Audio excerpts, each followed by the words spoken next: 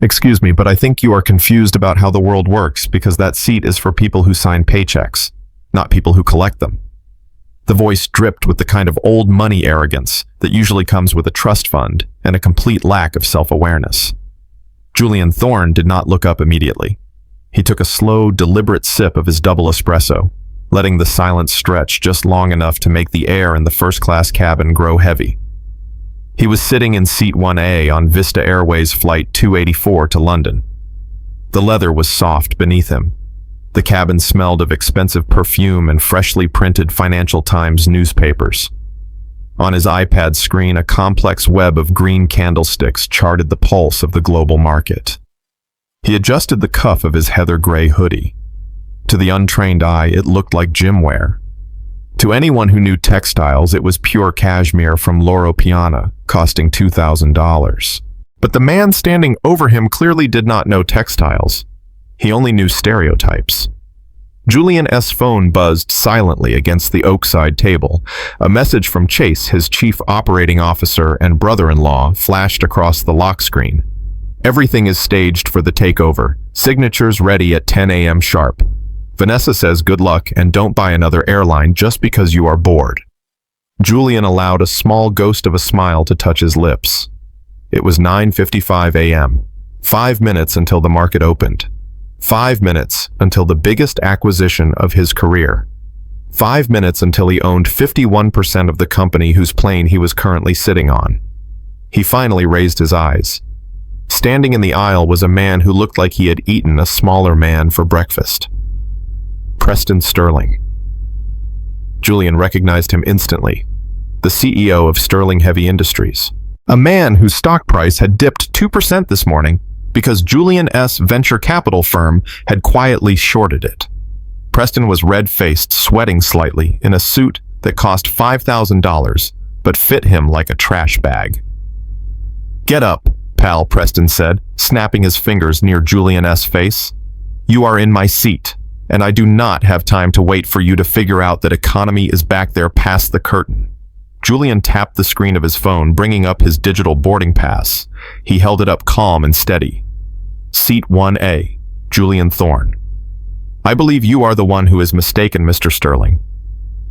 Preston did not even look at the screen. He laughed, a short barking sound that made the couple in seat 2B look over nervously.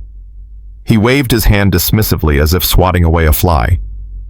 "Brenda, get over here," Preston shouted, not bothering to turn his head. "We have a stowaway." The flight attendant rushed over.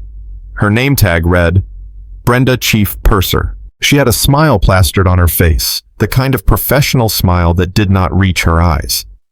She looked at Preston, and her smile widened.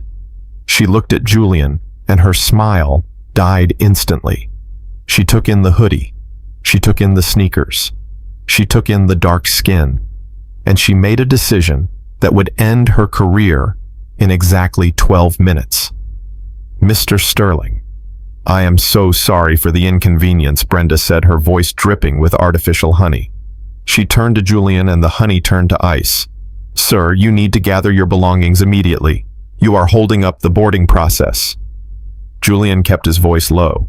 The volume of true power is always a whisper. "Miss, if you would just scan my boarding pass, you will see that I booked this seat 3 weeks ago. Full fare." Brenda sighed, the exaggerated sigh of someone dealing with a toddler.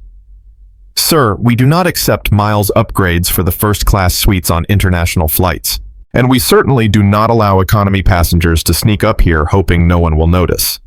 Please return to your assigned seat in row 42, or I will have to escort you off the plane." She pointed toward the back of the plane. A long walk of shame past the business class pods, past the premium economy seats, all the way to the back near the toilets. Julian did not move. He did not blink. He simply placed his iPad on the tray table. The screen showed the time. 9:57 a.m. 3 minutes. "Are you refusing to look at my ticket?" Julian asked. His tone was not angry. It was curious, like a scientist watching a lab rat run into an electric fence. "I do not need to look at your ticket to know you do not belong in this cabin," Brenda snapped, her patience evaporating. "Look around you. Does this look like the kind of place where you usually sit?" Preston chuckled. He dropped his heavy carry-on bag onto the floor, kicking Julian's foot in the process. "Come on, Brenda, just call the captain. This guy is probably hoping for a settlement. You know how these people are, always looking for a free ride. These people." The words hung in the recycled air of the cabin. Other passengers were watching now. A few whispered behind their hands. A woman in row 2 adjusted her diamond necklace and looked away, clearly uncomfortable, but unwilling to speak up. But Julian saw movement in seat 3B. A young black girl, maybe 19 years old, had quietly pulled out her phone. She held it low against her chest, but the camera lens was pointed directly at Brenda. Julian looked back at the flight attendant. "Brenda, let me be very clear. I am asking you one last time to verify my identity and my seat assignment. If you choose not to do that, you are making a choice that you cannot undo." "Is that a threat?" Brenda asked, her voice rising an octave so the surrounding passengers could hear. "Are you threatening a flight crew member?" "It is not a threat," Julian said calmly. "It is a courtesy." Brenda grabbed the intercom phone on the wall. "Captain Miller to the first-class cabin immediately. We have a non-compliant passenger refusing instructions." Preston Sterling smiled, checking his gold Rolex. "Finally, get the trash out so I can get a drink." Julian checked his own watch. 9:58 a.m. 2 minutes. The cockpit door opened. Captain Miller stepped out. He was a large man with silver hair and the kind of jawline that suggested he was used to people obeying his orders without question. His hand rested instinctively on the taser clipped to his belt, a new addition to flight deck security protocols that made the atmosphere feel less like a luxury travel experience and more like a prison transport. Miller did not ask what was happening. He looked at Brenda's flushed face. He looked at Preston Sterling tapping his foot impatiently. And then he looked at Julian. "Son." Captain Miller said, his voice booming. "You have exactly 10 seconds to grab your bag and walk off my aircraft." Julian remained seated. "Captain Miller, I am a ticketed passenger in seat 1A. Your purser refuses to scan my boarding pass. I am asking you to follow federal aviation protocol and verify my manifest status. I am the protocol." Miller stepped closer, invading Julian's personal space. "And my protocol says you are a security risk. You are aggressive. You are argumentative. And you are trespassing in a premium cabin." "Aggressive." Julian repeated the word slowly. "I have not raised my voice. I have not moved from my seat. I have simply asked you to do your job." Miller pulled a pair of plastic zip tie restraints from his pocket. The sound of the plastic ratcheting made the young girl in seat 3B flinch. "Last warning," Miller growled. "Stand up or you go out in cuffs." Preston laughed, pouring himself a glass of champagne from the bottle, sitting on the sideboard intended for the passenger in 1A. "Looks like you are going to miss your movie, kid." Julian felt the phone in his hand vibrate. A video call request. The caller ID said Chase. It was 9:59 a.m. 1 minute. Julian looked at the zip ties in Miller's hand. He looked at the sneer on Preston's face. He looked at Brenda, who was standing with her arms crossed, looking triumphant. "You are making a mistake," Captain Julian said. "A very expensive mistake." Miller reached for Julian's arm. "That is it. You are done." Julian pulled his arm back sharply, not violent, but firm. "Do not touch me." "Oh, so now you are resisting," Miller shouted. Suddenly a voice cut through the tension, high-pitched and terrified, but loud. "He has a ticket. I saw it. He showed it to you, and you would not look." It was the girl in 3B. Zoe. She was standing up now, her phone held high, the red recording light blinking steadily. "Sit down," Miss Brenda barked. "This does not concern you. It concerns everyone." Zoe shouted back, her voice shaking. "I am live streaming this. There are 5,000 people watching you right now. They saw you refuse to look at his ticket. They saw you call him these people." Brenda lunged for the phone. "Give me that." "You cannot film here." Julian moved. Faster than anyone expected. He stood up, placing himself between Brenda and the young girl. "Touch her," Julian said, his voice dropping to a register that was colder than the air outside the plane, "and you violate federal law. She is a witness, and she is under my protection." Brenda froze, her hand inches from the girl's face. Captain Miller stepped forward, unhooking the taser from his belt. "Step back, sir. This is a federal aircraft. I have the authority to neutralize any threat. Julian held up his hand, palm open. Stop. Just stop. He looked at his watch. 10:00 a.m. The market was open. His phone screen lit up. He tapped the green icon answering the video call and pressed the speaker button. The voice that filled the cabin was crisp, clear, and sounded like victory. It is done. Julian Chase. Its voice echoed off the cabin walls. The transaction cleared. The board just ratified the vote.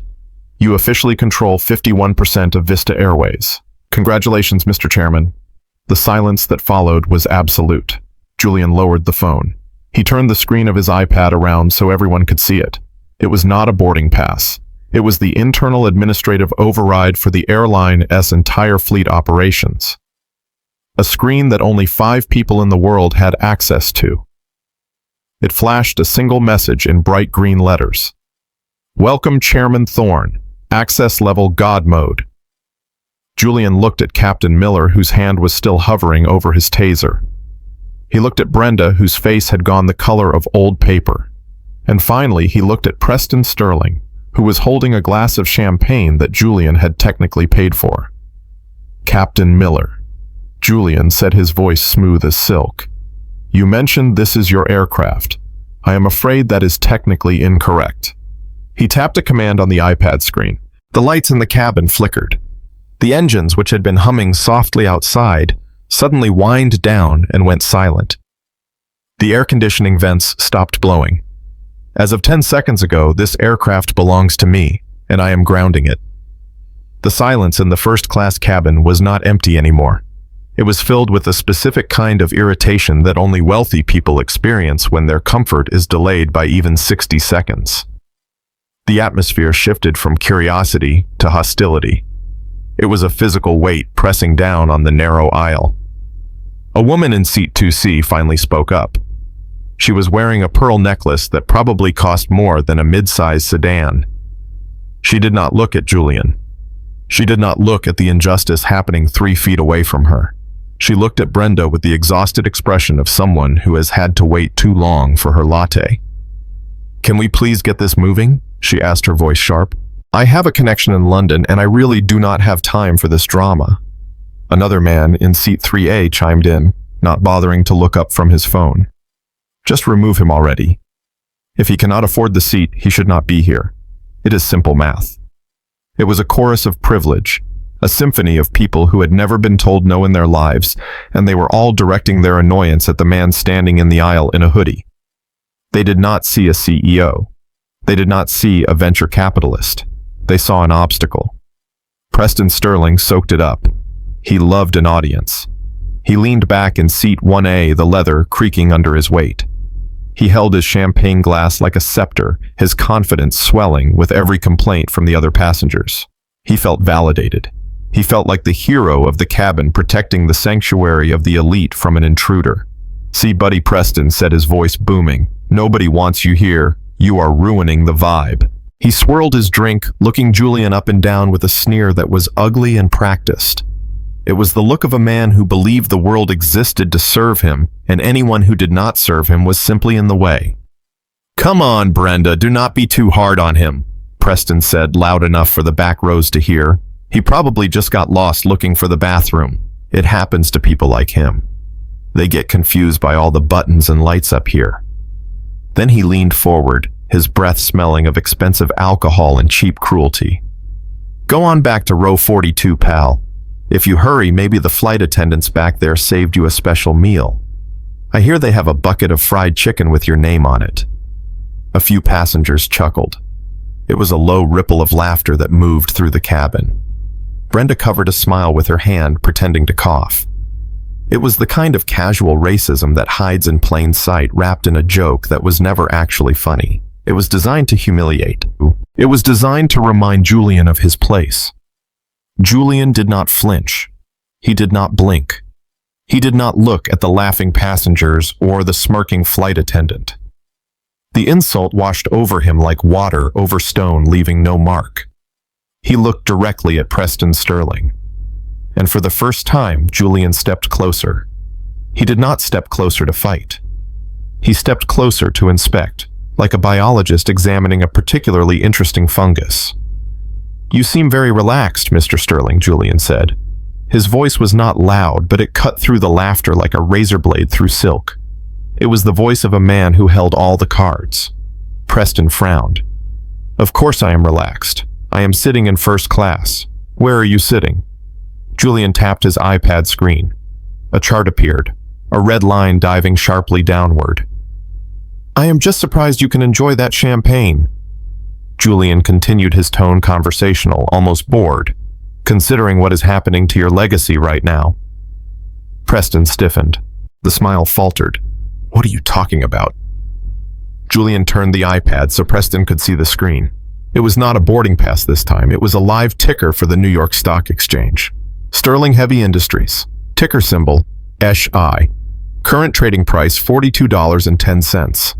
"Do you know your market capitalization has dropped 2.1% since the opening bell?" Julian asked. Preston blinked. The arrogance slipped for a fraction of a second, replaced by the sudden cold fear of a man who knows his secrets are not safe. "That is impossible. The market just opened." $84 million, Julian said, doing the math aloud without needing a calculator. "Your company lost $84 million in value while you were busy stealing my seat and making jokes about fried chicken." The laughter in the cabin died instantly. The businessman in row 3 stopped checking his watch. The woman with the pearls leaned forward, her eyes narrowing. They were not listening to a disruptor anymore. They were listening to money, talking to money. Julian's voice dropped lower, intimately cold. "Tell me, Preston, are the rumors true? Is Sterling Industries having liquidity problems? Is that why you are so desperate to sit in a seat you did not pay for? Because you cannot afford it anymore?" Preston's face turned a deep shade of purple. He stood up, spilling a drop of champagne on his suit. The bully had been punched back, not with a fist, but with a fact. "Who the hell are you?" Preston demanded, his voice cracking slightly. "I am the man who knows exactly what your company is worth," Julian said softly. "And right now it is worth less than it was 10 minutes ago." Brenda snatched the interphone receiver from its cradle, her knuckles turning white. She did not look at Julian. She could not look at him. The man in the gray hoodie had just silenced Preston Sterling with a single sentence, and that terrified her more than any shouting match ever could. It was unnatural. Economy passengers were supposed to be loud. They were supposed to be emotional. They were supposed to be easy to dismiss. But Julian Thorne was quiet, and his quiet was spreading through the cabin like a gas leak. "Captain Miller to the forward galley immediately," Brenda said into the phone, her voice tight and high. "We have a level 2 security situation. Passenger is hostile. Repeat, passenger is hostile. Hostile." Julian heard the word and almost laughed. He had not moved. He had not raised his voice. He had not threatened anyone. But in the ecosystem of the first-class cabin, his mere presence in a space he supposedly did not belong to was an act of hostility. His existence was the aggression. The cabin waited. The air conditioning hummed.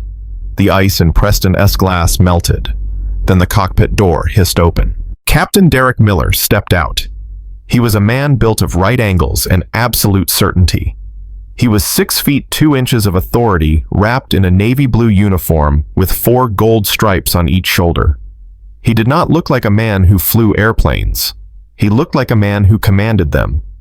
He scanned the cabin with eyes that had seen 25 years of delays, weather patterns, and difficult passengers. He saw Brenda clutching the phone. He saw Preston Sterling wiping champagne off his expensive suit. And he saw Julian standing in the aisle. Miller did not need to ask questions.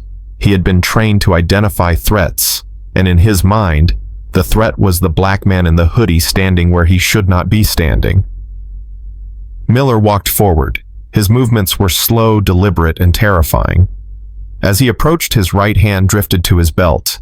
It rested casually but unmistakably on the yellow plastic handle of a taser X26P. It was a modern addition to the Pilot S toolkit, a less lethal option for a more dangerous world. But in this moment, it was not a tool for safety. It was a weapon of intimidation. The message was clear. I can hurt you, and the law will thank me for it. The passengers in row 2 stopped breathing. The woman with the pearls pressed herself back into her seat, her eyes wide. This was not a customer service dispute anymore. This was violence waiting for a spark. Miller stopped 2 feet from Julian. He was close enough that Julian could smell the coffee on his breath. He was close enough to dominate the space to block the light to make Julian feel small. But Julian did not feel small. He felt focused. Is this the individual Miller asked Brenda without taking his eyes off Julian? Yes, Captain Brenda said quickly, finding her courage now that the muscle had arrived. He refuses to leave. He is harassing Mr. Sterling. He is claiming he has a ticket, but he will not go to his seat. Miller nodded once. He did not ask to see the ticket. He did not ask Julian for his side of the story. He did not ask why the CEO of Sterling Industries looked like he had just seen a ghost. Miller simply engaged his command voice, the voice that told passengers to brace for turbulence, the voice that did not invite discussion. Son Miller said the word dripping with condescension. I am the pilot in command of this aircraft. I am the supreme authority on this vessel, from the moment the doors close until the moment they open again. He took a step closer, invading Julian's personal space, forcing him to either step back or stand his ground. Julian stood his ground. You are disrupting my flight operations, Miller continued, his hand tightening on the taser. You are upsetting my paying customers, and you are trespassing in a secure area. Julian opened his mouth to speak, but Miller cut him off with a sharp chop of his left hand. I am not finished. I do not care who you are. I do not care what you think you paid for. In my sky, my word is law. Word is. You have 2 choices right now. You can turn around, walk back to economy, and sit down in silence. Or I can call the Port Authority police, have you dragged off this plane in front of everyone, and ban you from flying on this airline for the rest of your life. Miller paused, letting the threat hang in the air. You have 5 seconds to decide. 1, 2. It was a performance. It was a display of power designed to crush resistance. Miller expected fear. He expected begging. He expected the man in the hoodie to crumble under the weight of the gold stripes and the taser. But Julian Thorne did not crumble. He adjusted his stance, shifting his weight slightly. He looked at the taser. He looked at the gold stripes. And then he looked Miller directly in the eyes. When Julian spoke, his voice was not loud, but it possessed a clarity that made every other sound in the cabin fade away. It was the voice of a man who had read the rule book that Miller was trying to use as a weapon. Captain Miller, Julian said, calm and precise. I believe you are referring to Federal Aviation Regulation Title 14, Part 91.3, Responsibility and Authority of the Pilot in Command. Miller blinked. The count stopped at 3. He had not expected a legal citation. Yes, that is exactly what I'm referring to, Miller snapped, recovering quickly, which means I can remove you for any reason I see fit. Actually, Captain Julian corrected gently, almost like a professor grading a paper that is a common misconception. Section 91.3 gives you the authority to deviate from rules in an emergency. It does not give you the authority to violate federal non-discrimination statutes under 49 U.S. Code Section 40127. Julian took a step forward. Now it was Miller who felt the space shrinking. You are about to make a command decision based on hearsay and visual bias without verifying the flight manifest, Julian continued. You are refusing to look at a valid boarding pass. You are threatening a passenger with a weapon because your flight attendant decided she did not like my clothes. Julian gestured to the iPad still glowing in his hand. Captain Miller, I know you have been flying for 25 years. I know you are 3 years away from a full pension. I know you have a perfect safety record. Miller's eyes narrowed. How do you know that? Because I know everything about this airline, Julian said. And I am asking you a very simple question. Are you absolutely certain you want to gamble 25 years of service and a multi-million-dollar pension on the assumption that I am lying? Miller hesitated. For the first time, the absolute certainty cracked. He looked at Brenda, who looked terrified. He looked at Preston Sterling, who was staring at his shoes. and he looked at the man in the hoodie, who was quoting federal aviation law and discussing his pension plan. Something was wrong.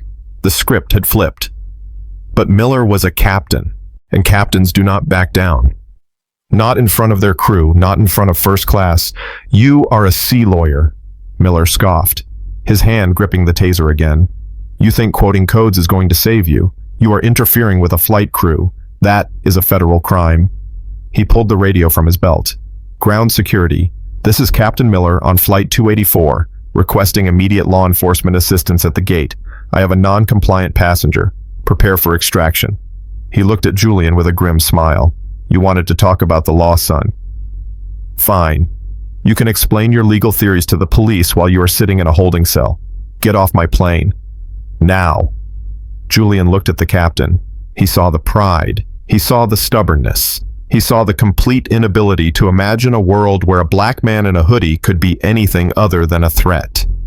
I gave you a chance, Captain Julian said softly. I gave you a chance to do your job.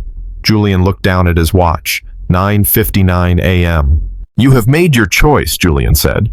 Now I am going to make mine.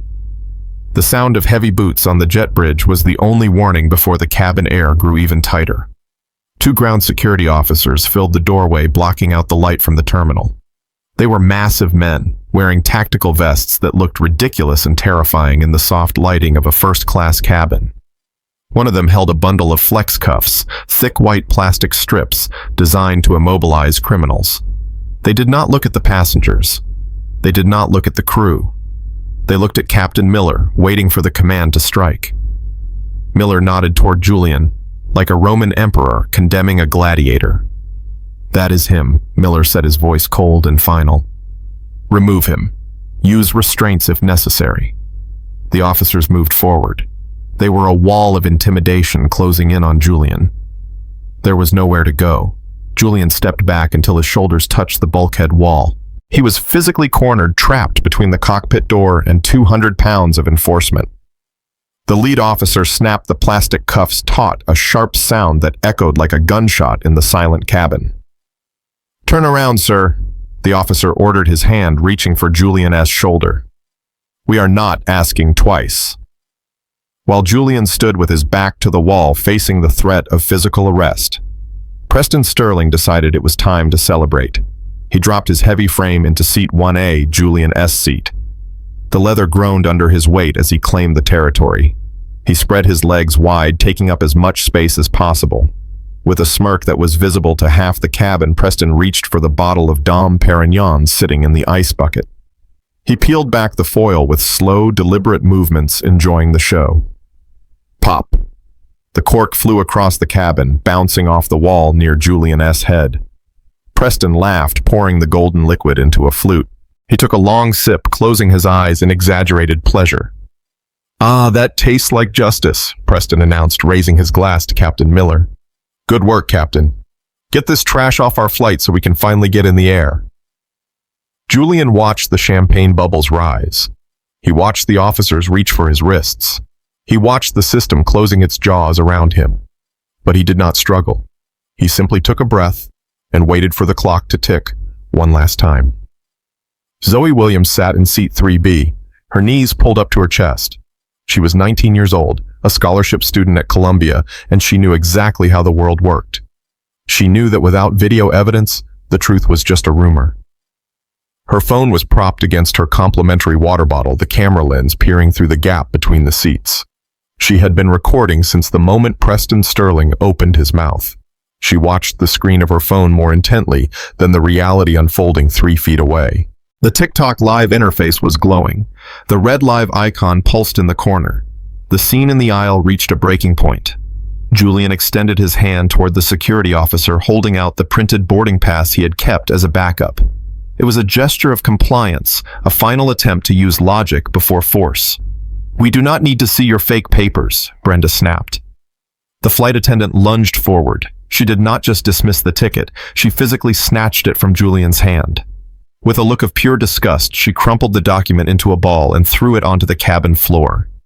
It landed near Preston Sterling's expensive leather loafers. Oops, Brenda said, her voice dripping with malice. Looks like trash belongs on the floor.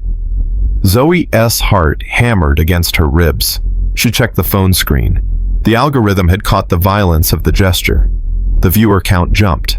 200 viewers, then 500, then 1,500. The numbers were spinning like a slot machine hitting a jackpot. The chat room, which had been a trickle of shocked emojis, suddenly exploded into a waterfall of text. Did she just throw his ticket? That is assault. Get her badge number. Then came the recognition. The internet hive mind worked faster than any background check. User Crypto King wrote, "Wait a minute. Zoom in on his face."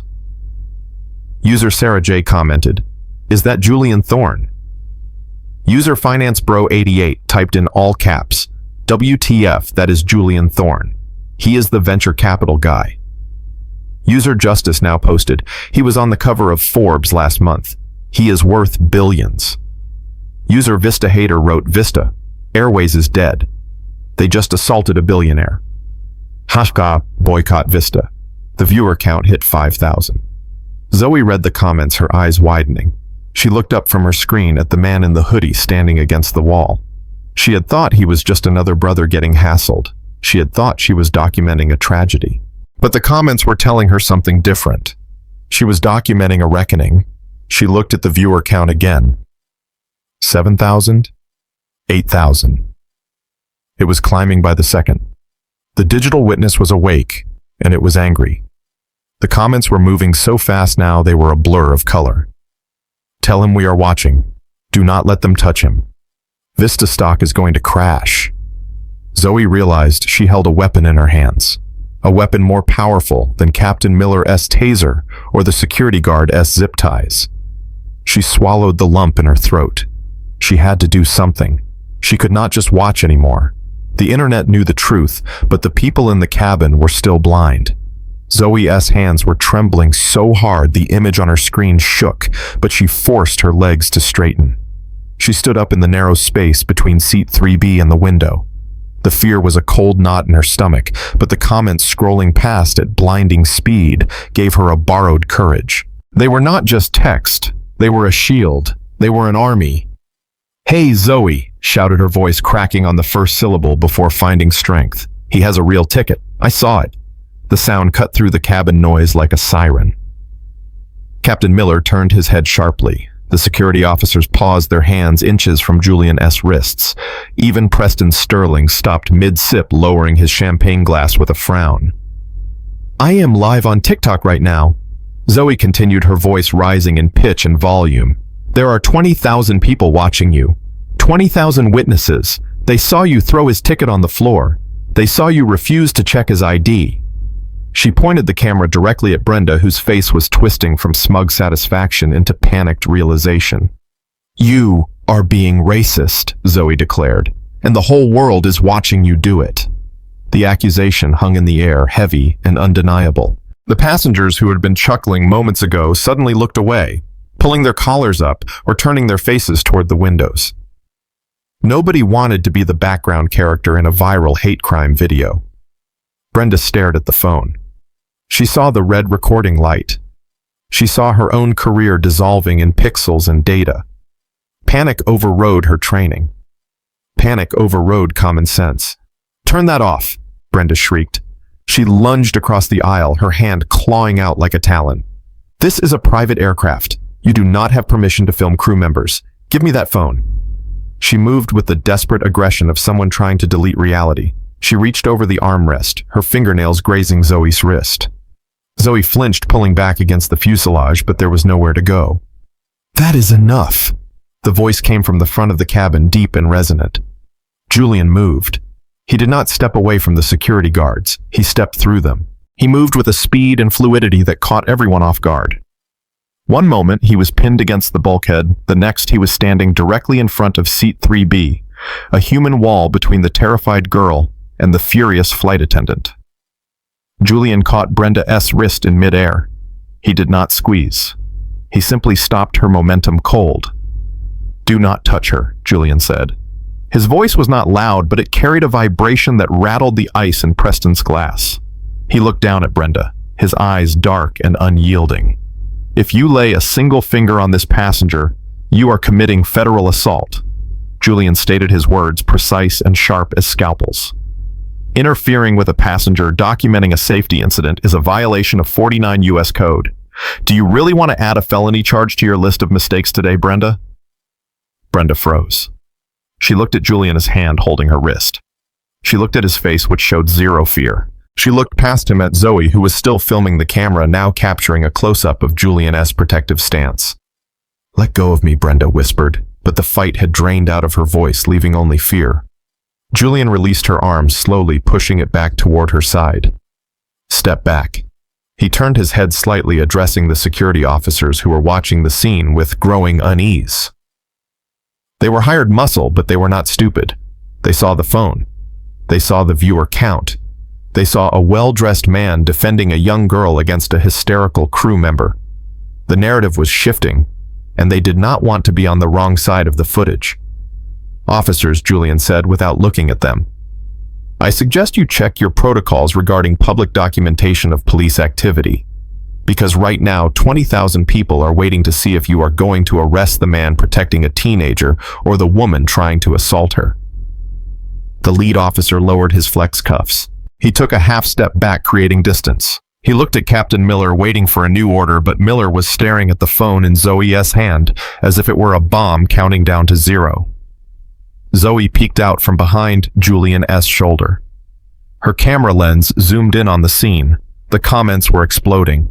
"He is a hero. Protector. Julian Thorne for president. Fire." Brenda, immediately.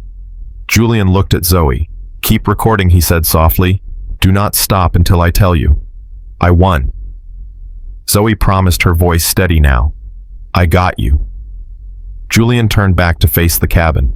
The silence was back, but this time it was different. It was the silence of a courtroom right before the verdict is read. He checked his watch. 9:59 a.m. and 45 seconds. The timeline was converging. The stage was set, and the audience was watching. The phone in Julian's hand vibrated violently against his palm. The screen lit up, casting a cool blue glow that cut through the dim cabin lighting. It was a video call request. The name on the screen appeared in bold white letters, Chase Kuu. Below the name was a small contact photo of a smiling white man with messy blonde hair standing next to a black woman who looked exactly like Julian. Family, business, the only two things that mattered. Brenda flinched at the sudden light. She looked down at the phone, her eyes darting between the screen and Julian's face. She probably expected to see 911. She probably expected to see a lawyer. She did not expect to see a video call from a man who looked like he belonged at a country club. Julian did not swipe to answer. Not yet. He held the phone steady, his thumb hovering over the green button. He was not ignoring the call. He was timing it. He glanced at the digital clock in the corner of his lock screen. The numbers shifted silently. 09:59 a.m. 50 seconds remaining. The New York Stock Exchange was holding its breath. In less than a minute, the opening bell would ring. Algorithms would fire. Billions of dollars would move through fiber optic cables at the speed of light. And a single electronic signature securely authorized by the man standing in the aisle of a grounded jet would execute the largest hostile takeover in aviation history. Julian felt a strange sense of calm settle over him. It was the eye of the storm. Around him, the cabin was a chaotic swirl of fear and aggression. Captain Miller was shouting orders into his radio. The security guards were shifting their weight, ready to pounce. Zoe was whispering furiously into her microphone, narrating history. Preston Sterling was draining his glass, oblivious to the fact that he was drinking on borrowed time. But Julian was somewhere else. He was watching the second hand on his watch sweep past the 12. He was counting down the death of the old world and the birth of the new one. 30 seconds. The phone continued to buzz, a persistent demand for attention. Chase was punctual. If he was calling now, it meant the ink was dry. It meant the wires had cleared. It meant the power dynamic in this metal tube was about to shift so violently that gravity itself would feel different.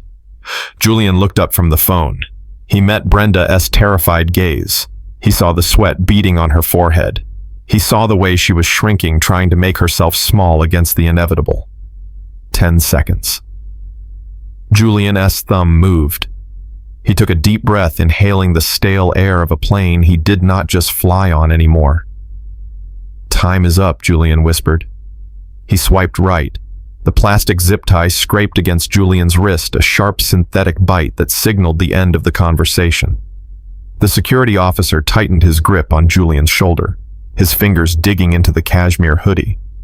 It was the physical manifestation of a system that had already decided Julian was guilty simply for existing in a space reserved for the elite. "Wait," Julian said. He did not shout. He did not pull away.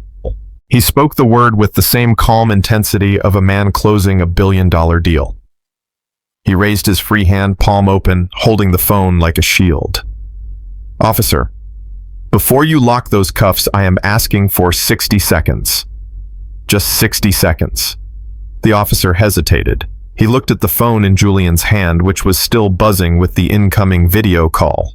He looked at Julian's face, expecting to see desperation, but finding only absolute focus.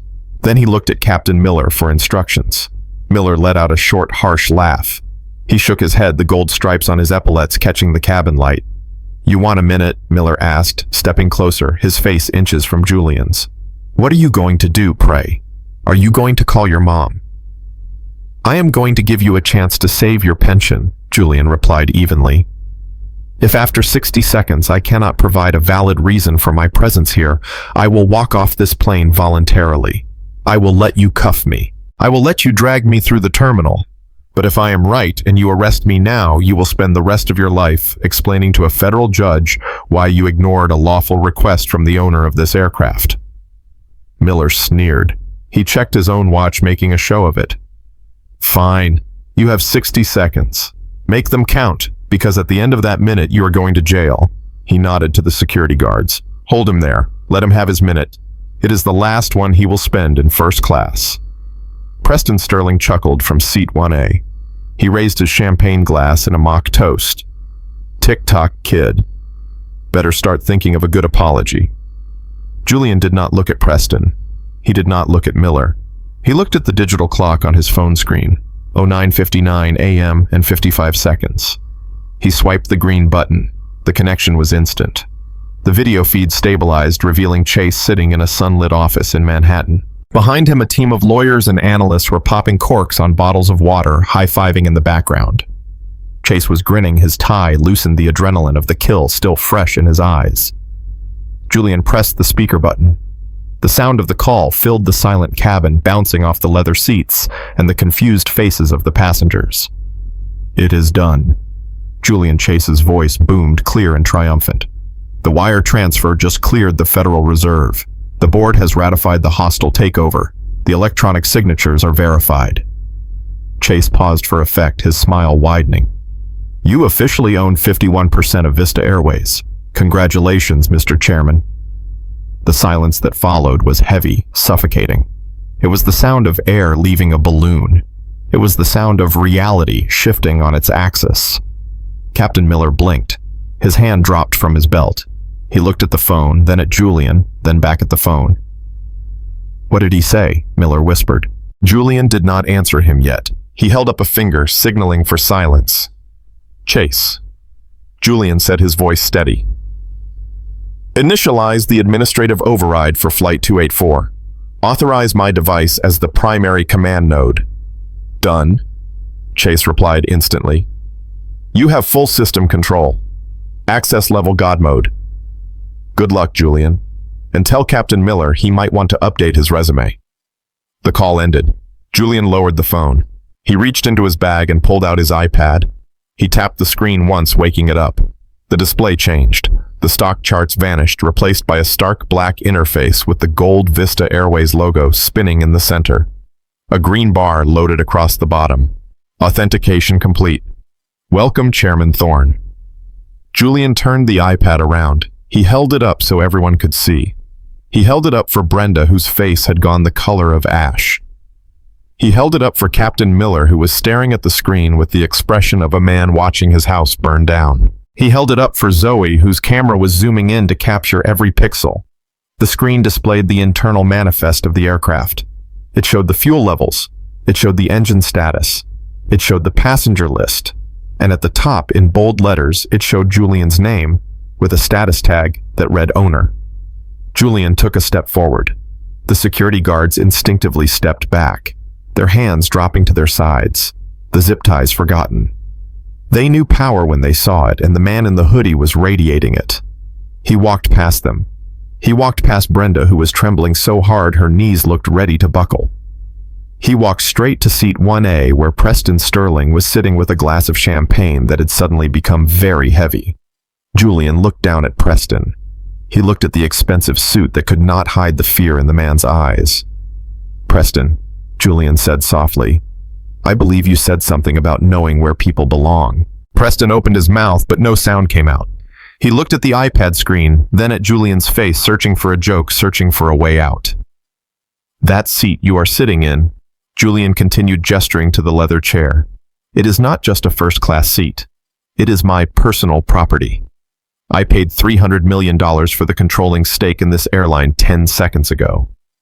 Which means technically you are trespassing in my living room." He leaned closer, his voice dropping to a whisper that carried to the back of the cabin.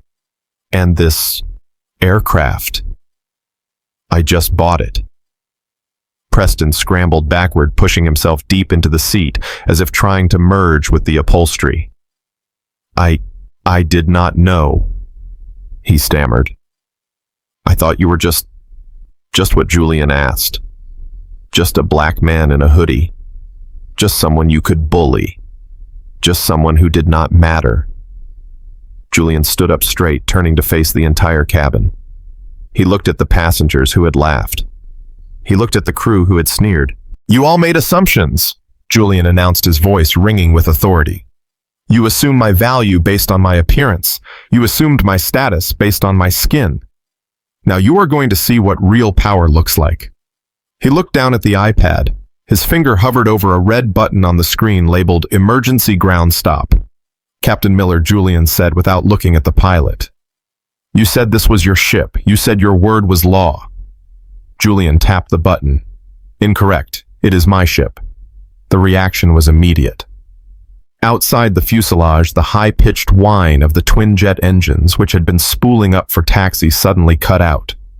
The sound died with a descending moan like a dying beast. The cabin lights flickered and switched to emergency power, bathing the first-class suite in a stark, unforgiving blue light. The air conditioning vents stopped blowing, leaving the air still and silent. A collective gasp swept through the cabin. The aircraft was dead. Captain Miller grabbed his radio, his face pale.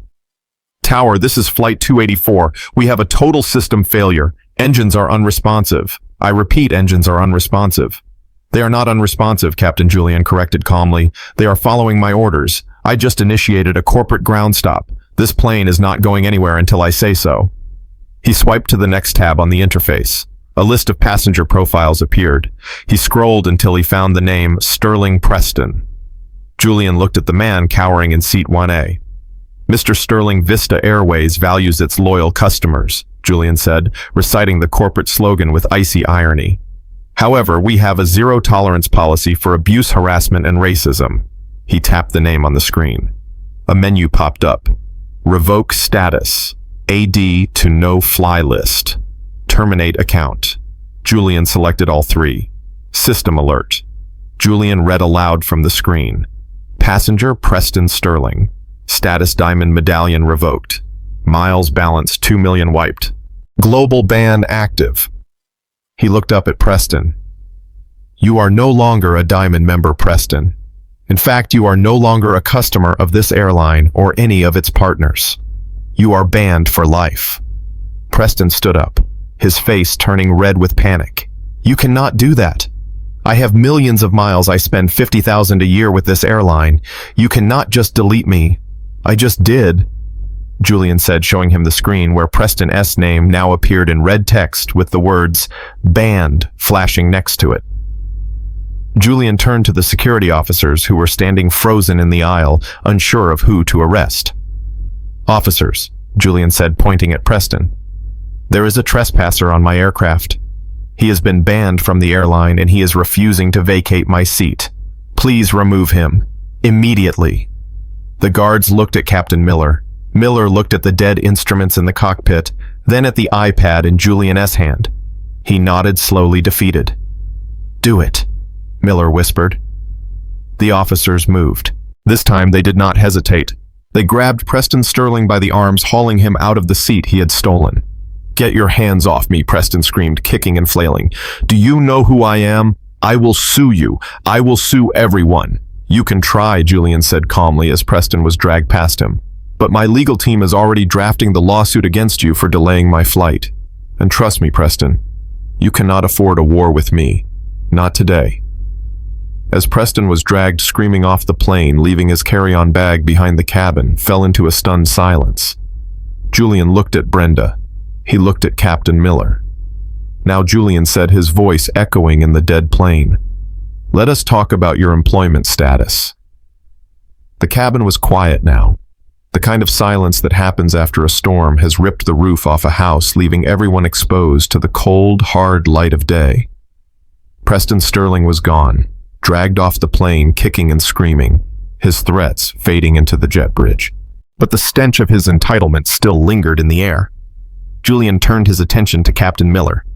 The pilot stood by the cockpit door, his hand no longer resting on his taser. He looked smaller now. The gold stripes on his shoulders seemed to have lost their shine. He looked like a man who had just realized that the ground beneath him was actually a trap door. "Captain Miller," Julian said, his voice calm but heavy. "You mentioned earlier that you were 3 years away from a full pension. You seemed very proud of that fact." Miller swallowed hard, his Adam's apple bobbing nervously. "Sir, I was just following protocol. I had a disruptive passenger report. I had to act." "No, Captain," Julian corrected him gently. "You chose to act. You chose to ignore the law. You chose to threaten a passenger with a weapon because he did not look like the people you are used to serving. And you chose to prioritize the comfort of a bully over the rights of a paying customer." Julian tapped his iPad screen. The sound was sharp in the quiet cabin. "I'm looking at your file, Miller. 25 years of service. A clean record. Until today." Miller stepped forward, his hands shaking slightly. "Mr. Thorne, please. I can apologize. I can make a public statement. Do not throw away my career over one mistake." "It is not just a mistake," Captain Julian said. "It is a mindset, and it is a liability." He swiped a finger across the screen. "I am processing your termination immediately for gross misconduct and violation of federal civil rights statutes. Under the corporate bylaws of Vista Airways, gross misconduct nullifies all severance packages and retirement benefits." Miller's face went white. "You cannot do that. My pension, that is millions of dollars." "It was millions of dollars," Julian corrected. "Now it is a lesson." He looked at the security officers who had returned from escorting Preston away. "Officers, please escort Mr. Miller off the premises. He is no longer authorized to be in the cockpit of a Vista Airways jet. In fact, he is trespassing." Miller opened his mouth to argue, but the look in Julian's eyes stopped him. It was the look of a man who had already moved on. Miller slumped his shoulders, stripped of his authority, stripped of his future, and allowed the guards to lead him away. Julian turned to Brenda. She was standing in the galley, pressing herself against the metal carts, as if trying to disappear. Tears were streaming down her face, ruining her perfect makeup.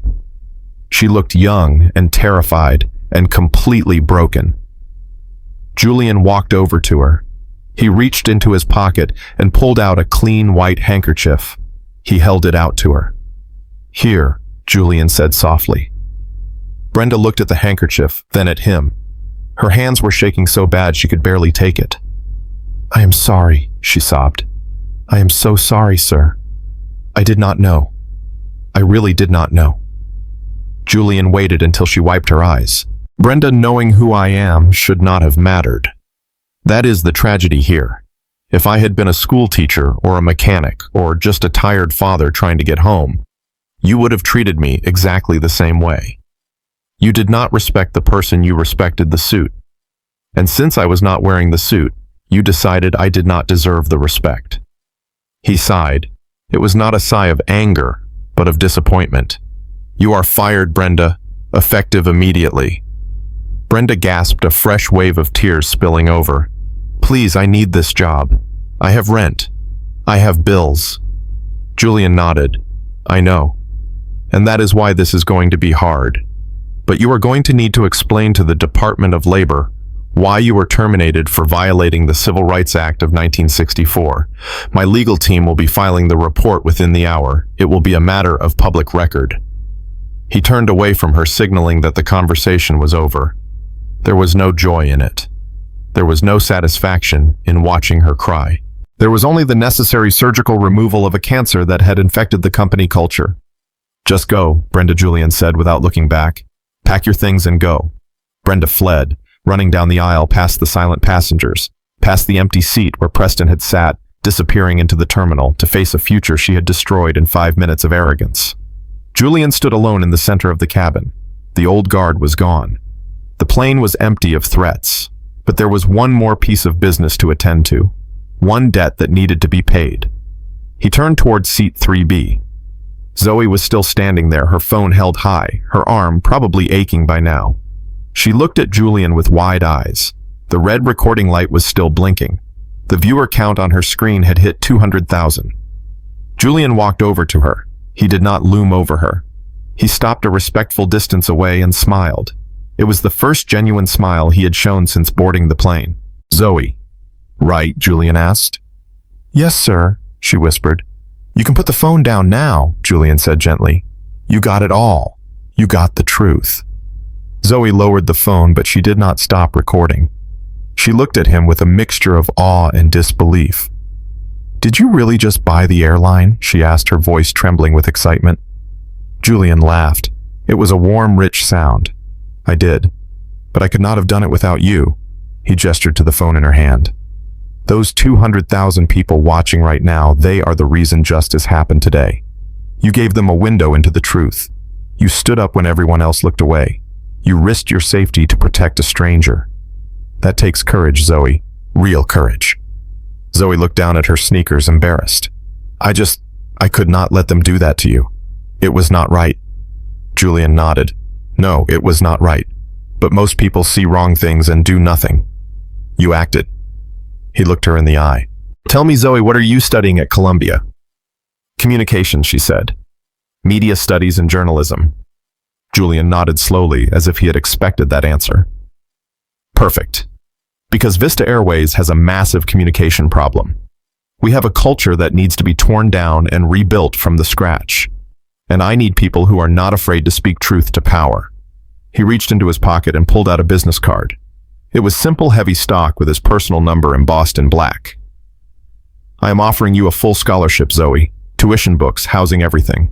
Paid in full by the Thorne Foundation. You will never have to worry about student loans again." Zoe's mouth fell open. She dropped her phone onto the seat. "Oh my God, are you serious?" "I am very serious," Julian said. "But there is a catch." Zoe froze. "What is the catch?" "I want you to work for me," Julian said. "When you are not in class, I want you to intern with my executive communications team. I want you to help us fix this. I want you to help us build a company where what happened today can never happen again. I need your eyes, Zoe. And I need your voice." Zoe picked up her phone. She looked at the camera, then at Julian. Tears welled up in her eyes, but they were happy tears. "Yes," she said. "Yes, absolutely. Thank you, Mr. Thorne. Thank you." Julian patted her shoulder. "Call me Julian. We are colleagues now." He turned to the rest of the passengers. They were watching him with a new respect born of fear and awe. "Ladies and gentlemen," Julian announced, "I apologize for the delay. We have a new crew on the way.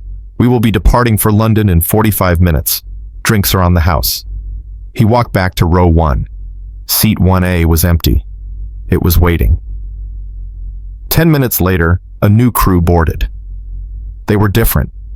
The captain was a black woman with eyes that radiated competence. The flight attendants were diverse, young, and energetic. They moved with a sense of purpose, knowing exactly who was sitting in the front row. They did not look at Julian with suspicion. They looked at him with pride. Julian settled into the leather seat. He placed his iPad on the tray table. The screen showed the Vista Airways stock price. It had dipped initially, but now it was climbing. The market liked a strong leader. He picked up his espresso, which was cold now, but he did not mind. He took a sip. He looked out the window at the tarmac, where the ground crew was preparing for pushback. He thought about Preston Sterling sitting in a police station. He thought about Brenda packing her bag. He thought about Captain Miller realizing his pension was gone. And he thought about Zoe sitting 3 rows behind him, holding a future that was suddenly wide open. They think money is power, Julian thought, closing his eyes for a moment. They think a suit is power. They think a title is power. He opened his eyes. But power is not what you wear. Power is not where you sit. Power is preparation. Power is dignity. Power is knowing exactly who you are, so that when the world tries to tell you that you do not belong, you can look the world in the eye and say, I do not just belong here. I own this. The engines roared to life, a deep, powerful hum that vibrated through the floorboards. Julian smiled. Let us fly. On the screen of Zoe's phone, the live stream ended, but the message remained, a black screen with white text that Julian had asked her to post. Share this if you believe in justice. And millions of people did.